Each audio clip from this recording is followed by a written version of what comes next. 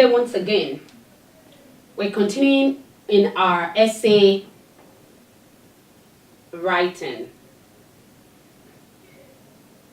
In the general introduction to essay, we talked about the fact that all the questions that has to do with composition are under essay writing, even the letters. We've talked about narrative essay and we've talked about descriptive essay. So we're going on to letter writing. Now you may want to ask a question, why do we even need to write letters? Especially now that we have your phones and all that you can write anything on and send to anyone you want. You cannot rule out the fact that you will still need to write letters at some point. Especially when you want to communicate your intention to somebody that is not with you at the moment. And sometimes you may not have these electronic devices that you can use instead of letter writing at hand. So you would need to write letters. And more so because you are asked in examinations to write essay. And sometimes, and even most of the time, it is letters people write the most. Because it looks simple. Look like, okay, isn't it just what I know? Isn't it just the question that I need to answer? And more so when it is the kind of letter that you're familiar with. So you still need to write letters. And we have 3 major types of letter we write around. And we have the formal letter, we have the informal letter, and we have the semi-formal letter. Don't be surprised, we're starting off with the informal letter today. Yes, because that is the closest to us, very close to us. That's what we do all the time when we write. We write letters to, you want to write a letter to your friend, you want to write a letter to your parents, you want to write to relatives, especially the very close ones. The kind of letter you're writing is an informal one. We say it is a personal letter that is written to friends and a relative. So that is why we're starting off with that, with informal letter. It is not because it is more important than any other type of letter or that it is inferior. No, it is not. It's equally as important as any other one you may want to write. So quickly, let's go to the features of informal letter. We're talking about the things you would need to have in an informal letter. The first one I have here is that it is chatty.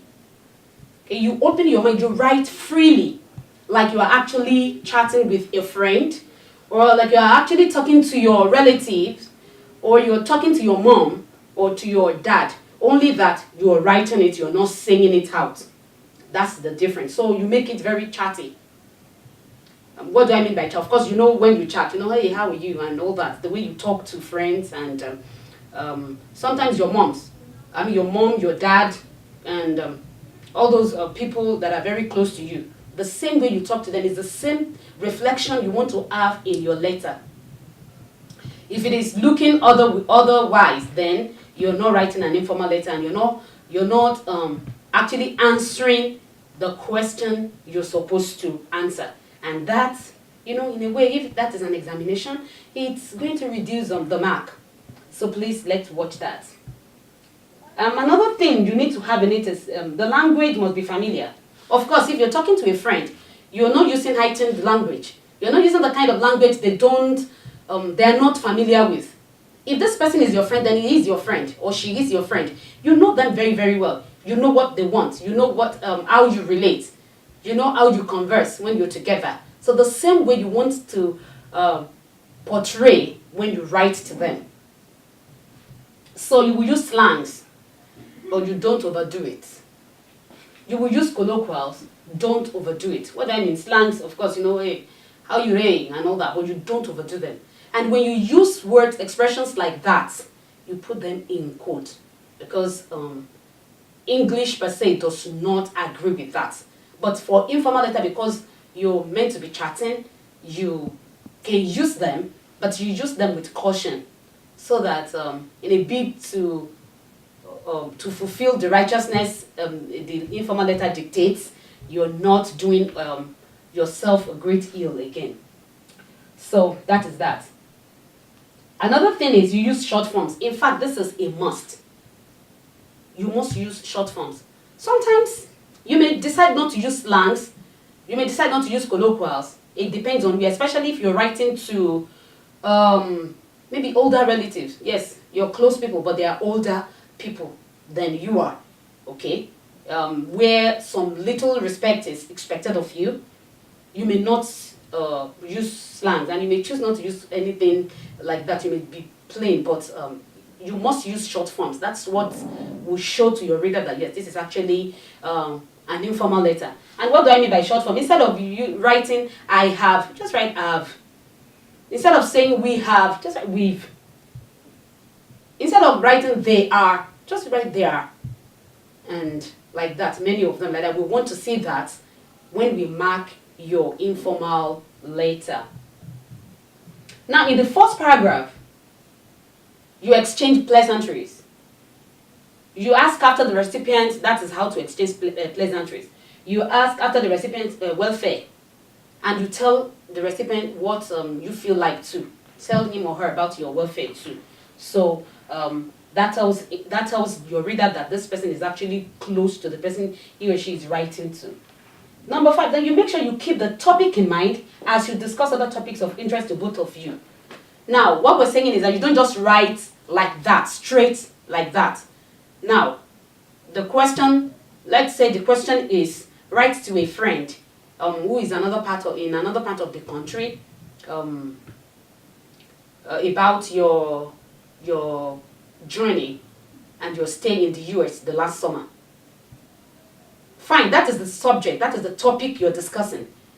But, as you go on, you may want to, in the body, as part of the body, you may just want to chip in some things that are of interest to both of you. The things you talk about when you're together, the things that it's not part of the subject of discourse, but it's something of interest to your friend.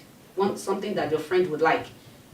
Okay, maybe you want to talk to him or her about what your mom did that you probably like or you don't, or what you are forced to do that you naturally don't want to do, and you will be interested because maybe those are the things you discuss. A friend was writing to another friend, and he said he was telling him about his scores in geography. They both did geography, but they live in different parts of the country. So while he was writing, what he was writing about wasn't actually about their scores. So at some point, just chip it in. He said, so I don't know what you score in geography, but I got an A1, and I want you to know that in that geography, I drew the map of Nigeria. I drew the person lives in, I drew your state. I drew your state. I drew your local government. I drew your area, and I drew your house, and I drew you sitting on the closet in your toilet. Chatting like that. That's the level to which their friendship has gotten, and it made when you read that you laugh and you know that this person really know what they are doing and that they are writing to a friend. So the next thing is, in the concluding paragraph, you send greetings to the people that are known to both of you. You don't just say, my regards to all known and unknown people. People we're fond of doing that. That's wrong. You write the people, you write that you should greet people you both know, not the people you don't know. Unknown. If the people are unknown to you, so why do you need to greet them? They are strangers. So you don't need to greet them. And you don't just say the known people, no. Mention names. You would actually need to mention the names of the people you're referring to. The next thing is the features of an informal letter. The things you have exactly in the letter when you write it. After writing the letter, you look at, oh, okay, this is all that is contained in this letter. The first thing is the address. It has just one address, and it is the writer's address. You, that you're writing the letter, whoever it is that is writing the letter would have their address, and it is on the right hand side of your paper. Now, there are two major ways of writing this address, and that is why I've said here that it could either be block or slant. You can write a block one, you can write a slant one. The only problem with the slant address is that many a times you write and it becomes zigzag, and that an examiner will just put a bar and a ring to show that it's all together distorted, that you haven't written anything right. So that is why most of the times you're taught to write in block. The good thing about the block form of address is that you could use your pencil if you're the type that your hands are always shaky when you're writing. Use your pencil to draw your line, a faint line, and you try and make sure that each word of the address starts by the line. So if when you're done writing, you erase it, and that makes it perfect. The address could equally be either punctuated or not punctuated. Now, the challenge is this. If you're not punctuating, you don't punctuate at all. But if you're not punctuating, and maybe you're not used to not punctuating it, you started off with, oh, okay, I'm not going to punctuate it. And you got somewhere and you decided to put a punctuation, a bar and a ring will be put there to show that, or that each one you punctuate or each one you don't punctuate would now be circled. And when it is circled, remember, we've told us that the number of rings shows the number, what you will get in mechanical accuracy. So if you have like, already with the address, you have like 4, 5, 6 rings. Remember, and that's a whole lot of rings compared to what you're going to be having in the body of the letter. So please be careful. If you don't want to punctuate, leave the whole address unpunctuated. And if you want to punctuate, make sure you punctuate right. We're going to see what type of a very good one after now. So that is that. And the next thing is the date, sorry. You write this immediately after the address, the next line. Some of us were fond of leaving a line before the address. That is wrong. It's wrong. So you write it immediately after the address, you write it.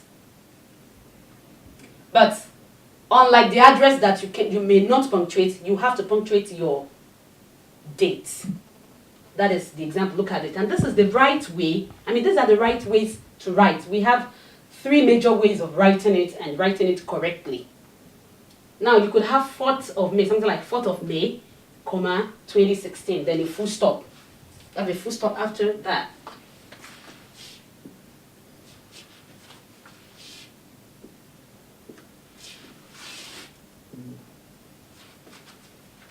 And you could have May 14, comma, 2016. Then you could have 14 May 2016. All these are right. But you cannot have, that's when you're being really, really informal, like maybe you're just writing your date in your notes. You're writing on and you want to write the date. Sometimes you just write 04/04/2016 or /2018 or /2010. That's very wrong. Or some of us, we put a dash in between or an hyphen in between the words. You write 14 dash or hyphen May hyphen 20. That is wrong. Or some of us would write 14th of May. You don't need story. You write addresses like dates like this. You don't need story. Just write 14th May 2016 or 20, whatever you're on. You'll be right. Some of us will even go ahead and put colon in between. I think that is one of the function of a colon or a dash. So that is not right. Let's take note of that. The opening salutation. Now you start this from the margin. Okay, this is not where you indent. You start it directly from the margin because you're not writing a sentence here. And so you could have Dear Grace, Dear Ben, Dear Mom, and all that. You could have Dearest Mom, Dearest Dad. But for the sake of ambiguity sometimes, I would prefer that you just write dear, the first name of the person, of the recipient. Your dad, if you want to write dear dad, you just write dear dad. Remember that all proper nouns begin with capital letters. So the same way it would be with this introductory opening salutation. Yes, it is the same way it would be. Now, if you're writing dear dad or you're writing dear mom, you are assuming mom and dad to be the name you're using.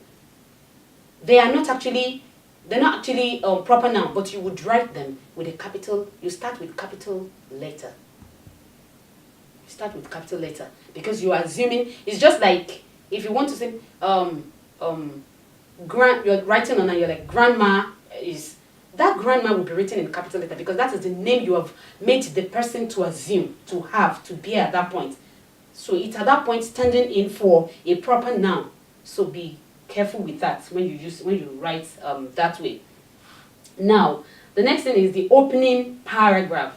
So this is where you indent to start. And how do I mean? I mean you should leave maybe like the space of your finger, one of your fingers, before you start. That's how to start. That shows, okay, this person is beginning a paragraph. And the same way, for every other paragraph, you would have in that letter, you indent to start your paragraph. That's what shows. Fine, when you're writing, you're typing, the computer will give you something block.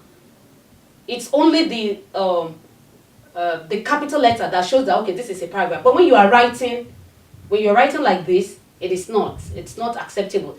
Even if you're typing, there are ways you could indent. You could just shift your cursor to where you want to start the paragraph from, and it will give that to you. So that's that. And here you exchange pleasantries, like we said before. You're going to greet the person, your recipient. You're going to greet them. You will tell them how you're feeling. You ask them about their welfare too. This is where you do that. But don't make it too long. It is always in a paragraph, but we don't expect that this paragraph should be more than 5 sentences. Maybe 5 sentences of maybe just simple sentences and compound sentences most of the time. Or even 3 sentences would be okay.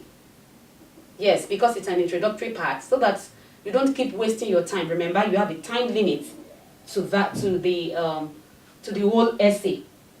So be very careful. And don't use meaningless expressions, please. It's not acceptable. Like some of us will just go, you start writing, omo waiting day. Guy mean hi now. No, you don't. They are meaningless expressions. They are on the line, and the mark is deducted from your expression. From the mark for your expression. So eventually when you have thought that, oh, I've written so well, or this time around I should do well, you find out that you still don't do well and you're wondering. So it could be as a result of something like this, so take notes. Then the body of the letter. I said you could write this in like 3 or 4 sentences because that is where the topic of this course is exactly. And that is where you need to write well. And we said you'd be chatty. We said you use short forms. Now, I mentioned it earlier that if you're writing to older relatives, you may need to be a bit respectful so that the person receiving your letter, wherever you are, the culture too would speak in whatever you're doing. So you mind the culture. You don't just go ahead and act like I am. Even to an American, there are ways they show that they respect somebody. Yes, so you should show that here. You don't just go. You can't be writing to like an aunt who is like who is about maybe 20 years older than you are, and they're like, auntie, how now wearing day? No, fine. You could use slang and all that, but not to that level. Not to the level of the person receiving her like, I thought this boy was cultured. I never knew is like this.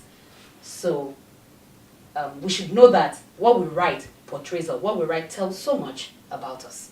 So the next thing is the conclusion. When you're done with your body, you've written the paragraphs.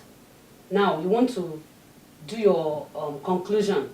what do you do basically in the conclusion is you just send greetings to the people that are known to you. Like I said before, you would not just say greet the known and unknown people. No, you greet people. In fact, you mention their names. You mention their names, and after which you finish up. That's the way you finish up. But make sure you avoid some expressions like "I wish to pens off," "I shall drop my pen here."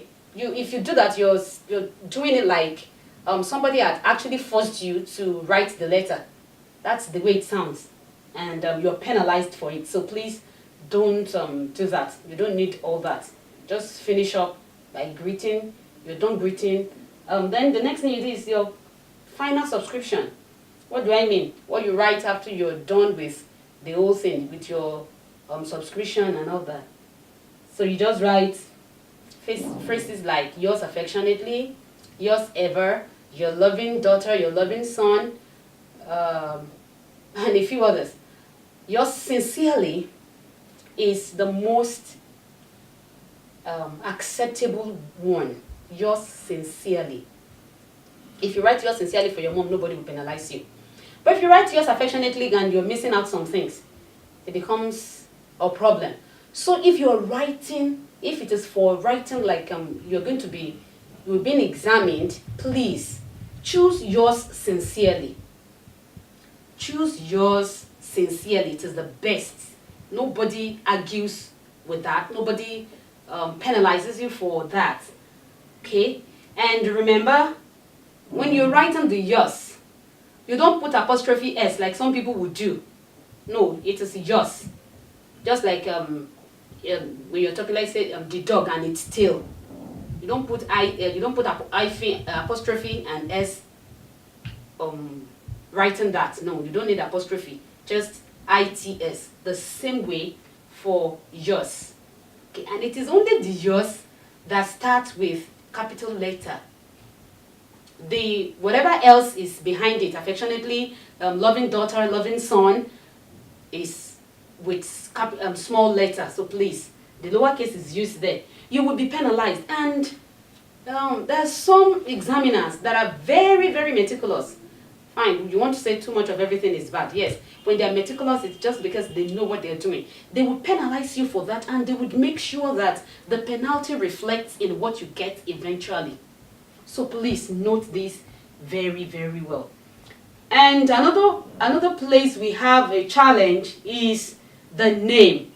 Some people, you're writing to your mom, you're writing to your dad, to a friend that you speak with all the time, to a friend that is a friend, as in a very close one, that you chat, you do all that with, and you would write your first name, your surname and the first name. That is very wrong. Till now, we still have that. It's a big problem. So I want us to note it now.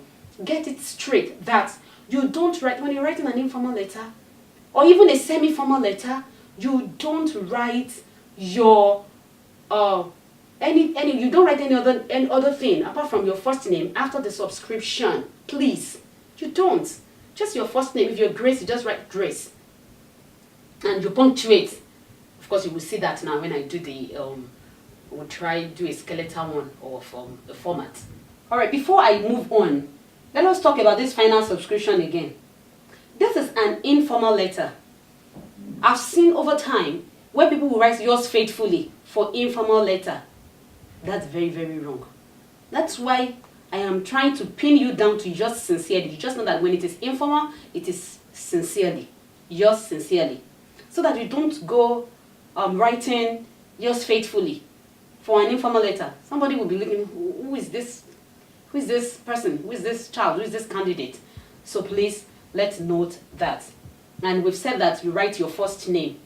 Just your first name. Now, sometimes we have a mixed up. Because now we follow either the British or the American. But till now, I still want us to use the British way of writing it. And what they do is, if you want to write, you want to fill in any form, your surname first. Your surname is your father's name, or your husband's name, or your That is your surname.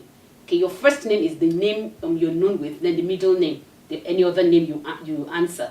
That is it. So you will not be writing, you will not finish an informal letter, and for your name, after the subscription, you're writing Joseph Dali. Joseph being your father's name, your surname, and Dali being your own name. That's wrong. All you just write is Dali, and you're done. So good. Another thing that I want us to note, I keep saying this since we started off on introduction, I talked about brainstorming. Please, brainstorming is very, very important.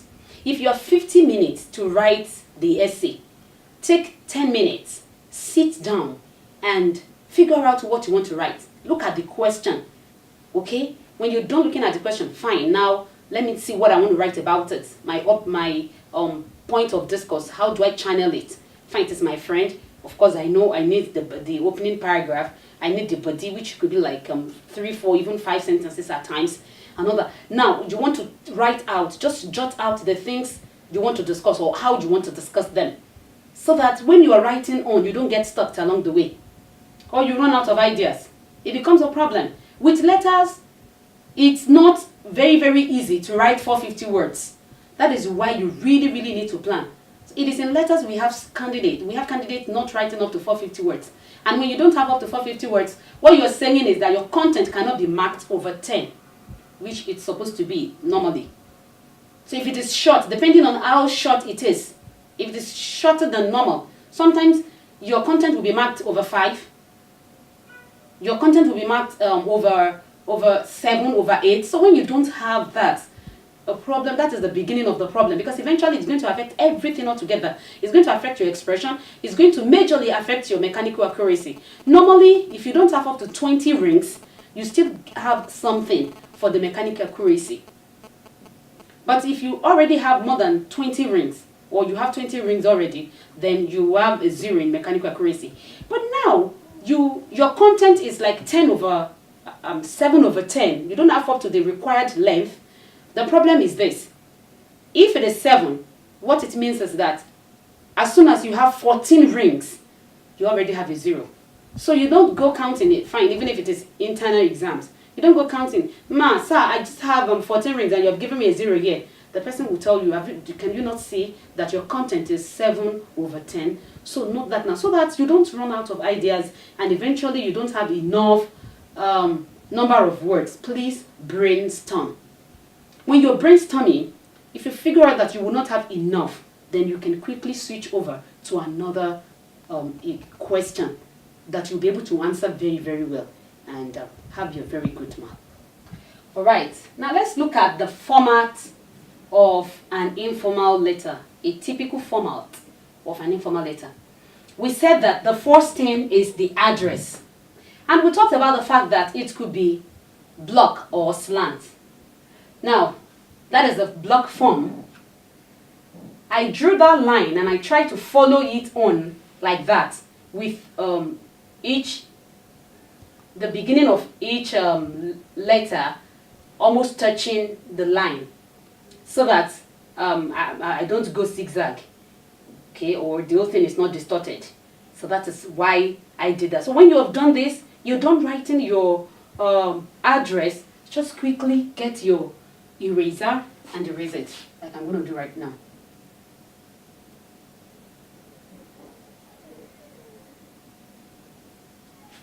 So who would ever think you drew a line before you started this? Nobody, because it's erased. And that is it. Look at that. And look at the address and the date. It comes immediately. I didn't leave any line. So that is the way to write it. So the other one that we talked about is the slant one. If you can't do it this way, please choose the block form. It's better for you. Now look at it. It's like you're putting it on the second line, the second word from the first one you wrote. The next one you wrote, you put like that, and it makes it very nice. And remember, we said that you could punctuate and you may not punctuate if you want. So I decided to not punctuate the slant address so that you would know. And look at my date. Whether you punctuate the address or you don't punctuate the address, your date must be well punctuated. Okay, and please don't think that if you want to use the slant address, you can write it anywhere. No, please. You write it at the same place, the right hand, the top right hand of the paper that you're using to write. That's where you write it. And that you have the two addresses here is just to show you an example. When you're writing, you need just one address. One single address. We have established that. So that is that. Then look at the opening salutation, dear Grace, with a comma. Okay, now I started like maybe that is what we want to write. Blah blah blah blah blah. You're writing on this and that, and you're exchanging pleasantry there. After that, you go to the subject of discourse. That's what you would have in the paragraphs 2, your paragraph 3, paragraph 4, and 5 probably, or maybe just 1 to 3. Okay, so and that is when you start putting in the ideas you have jotted down during your brainstorming session.